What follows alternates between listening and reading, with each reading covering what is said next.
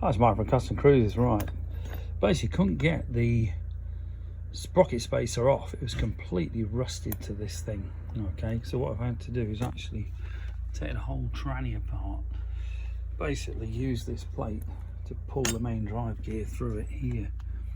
Okay, this is actually the installation tool for the bearing, but I've actually used that backwards in a way to pull the main drive shaft through there. So the, you know, obviously your fifth gear is in there. This thing was absolutely locked on solid.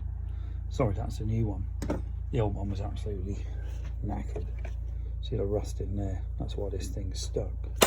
But you can see here, we're getting on with it. Got a new stator on. Got the new drive belt on, got the new cleat blocks in, so this thing should be really good and handle well. Pulley's okay, brand new sprocket going on at the front. This is a 34 tooth, and be ready to fly for September or October. Okay, if it's Mike from Custom Cruisers, you want any tranny stuff, you know, bearings, rebuild kits, whatever, or you want some advice on rebuilding the tranny, you can see here the parts out of it. Okay, it is a mess because I'm doing this at home. There's all the tools you need though. And here's the kit for removing the main drive bearing.